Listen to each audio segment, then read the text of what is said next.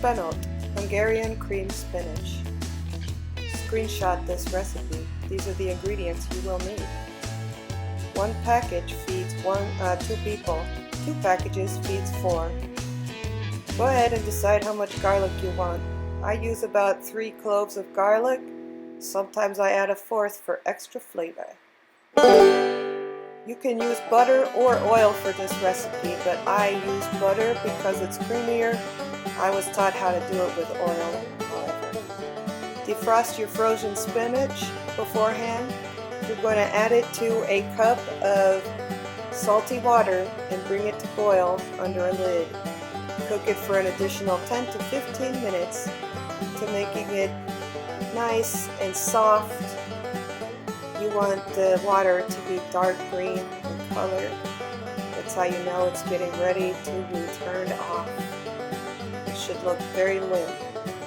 So by the time, it should be soft as well, so by the time you blend it, it's going to blend smoothly.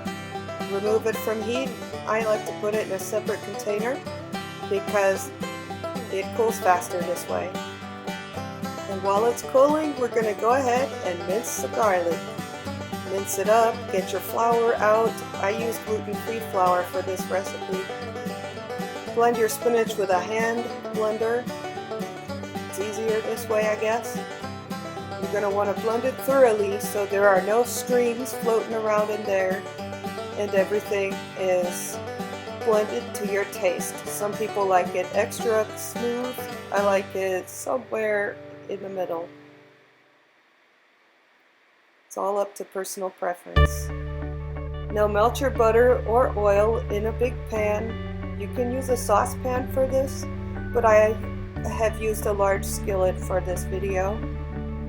Even a stock pot would be better.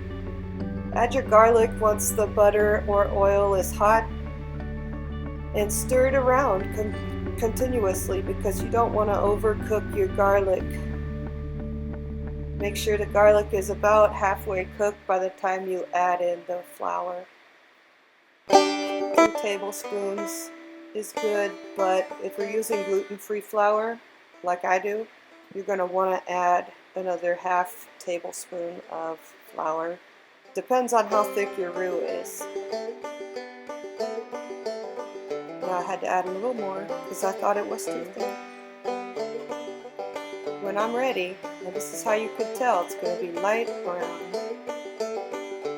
Alternatively adding the spinach and milk alternately. Stirring it nice and evenly and as often as you can to avoid lumps in your spinach. Stir it in. The reason I do this gradually is because I want to control the speed at which my spinach comes to boil, because if it starts cooking too fast, it's gonna probably have some lumps. You might even end up with, what's the other issue you can have with it? Oh yeah, if you add it too quickly and it gets too hot, it's gonna boil and spit all over your stove. So yeah, control that temperature. Stirring it evenly. Add a little milk, add a little spinach, add a little milk, add a little spinach. And at the very end, you're just going to rinse your bowl out with milk and add it to the mixture. You're going to want this to be about a medium green by the time you are ready to stop adding milk. But yeah, about medium to light green should be the right color.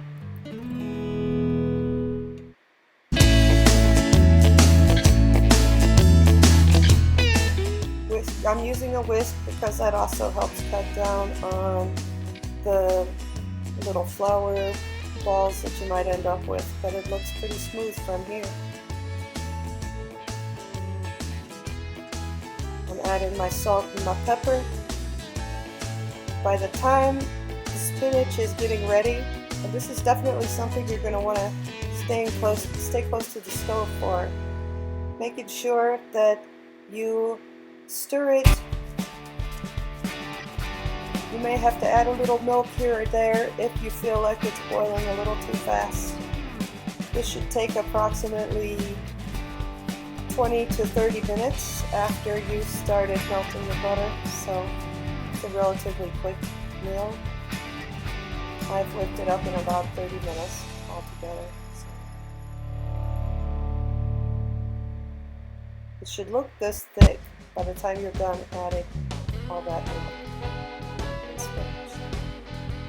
Smooth but thick enough to coat your spoon, and it's going to thicken as you stir it. You're going to want to stir this pretty much the whole time it's on the stove so it doesn't start sticking to the bottom and spitting spinach all over your stove. Serve it with hot dogs, meatballs, or eggs.